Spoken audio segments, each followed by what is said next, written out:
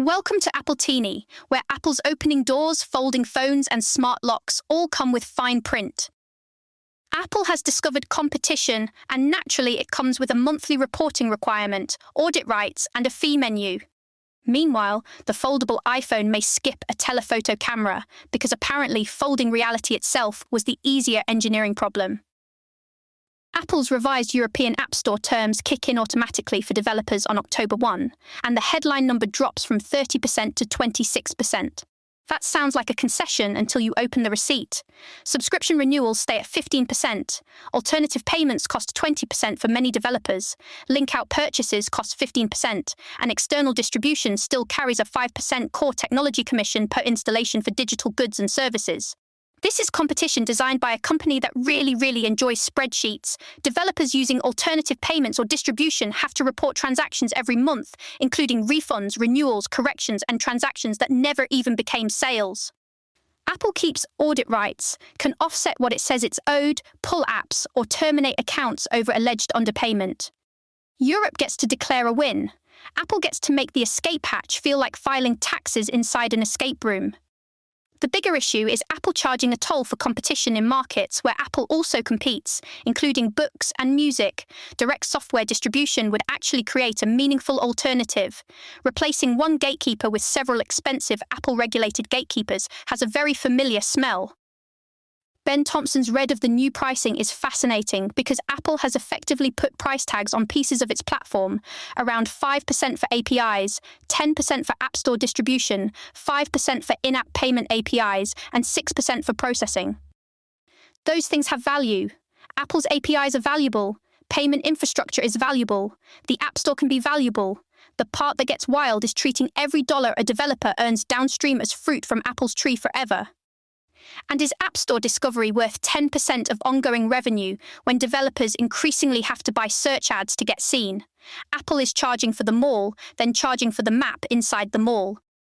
A more straightforward model could charge bigger developer program fees for larger companies, like enterprise software plans. Apple prefers a percentage because a percentage grows right alongside the breakout app. That's the whole point. Apple's coming leadership transition could arrive with a very loud hardware year, major iPhone changes, Macs, home products, and the foldable iPhone. John Ternus has already had his hands on plenty of this work, so crowning one device as the first Ternus product is mostly a tidy story for people who enjoy a corporate succession chart. The foldable report is juicy, though.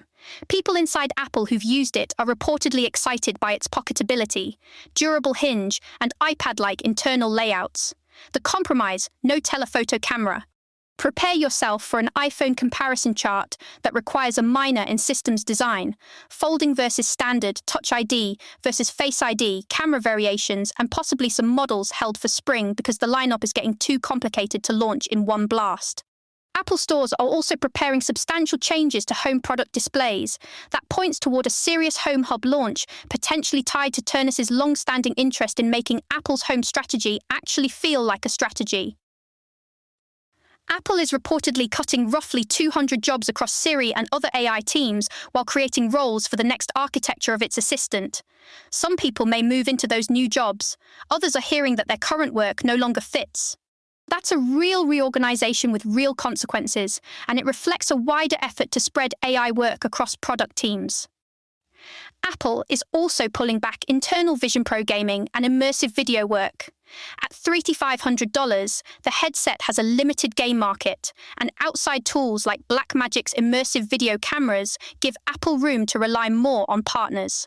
Then there's the rumored Home Hub, reportedly no native app store, with widgets projected from your iPhone onto a home display. It sounds like macOS, watchOS, and tvOS had a group project. The privacy behavior will matter enormously.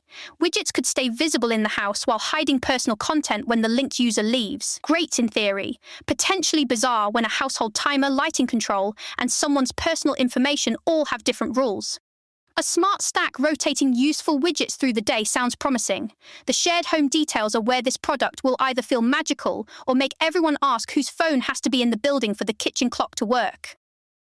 Apple probably isn't building a conventional Google-style web search engine while Google pays billions for Safari placement. The more interesting play is moving the question above the browser into Siri, Spotlight, and whatever AI prompt is closest to your thumb. That behavior is already here. If you want the release date of Justin Timberlake's Cry Me a River, you increasingly ask an assistant directly, instead of opening Safari and beginning the ancient ritual of tabs. The missing piece is memory. Useful answers deserve a place to live. Random one-off questions deserve to evaporate. Apple needs granular controls here, because an assistant history should feel helpful, not like finding a diary of every weird thing you asked at 1:14 a.m. Finally, smart locks. The SlugSense Pro is about $400, while Aqara's ultra-wideband lock runs around $260. Both offer hands-free UWB unlocking. Schlag is slimmer, more restrained, and has the comfort of a familiar name. It swaps the old emergency 9-volt contact for USB-C power, plus keypad and NFC access. It also runs on 4 AAs, lacks fingerprint authentication, and has no keyhole. Aqara costs less, has a rechargeable battery that lasts longer, and offers stronger practical value. Schlag's real superpower is looking better on certain doors. If your satin nickel door would make the big black Aqara look like an Airbnb keypad, pay for the Schlager and enjoy the vibe. Otherwise, save the money and let the cheaper lock do the unlocking. That's Apple Teeny. Apple's future is folding, reorganizing, projecting widgets, and invoicing somebody for the privilege. Catch you next time. This episode was generated by Podkey. Create your own at podkey.fm.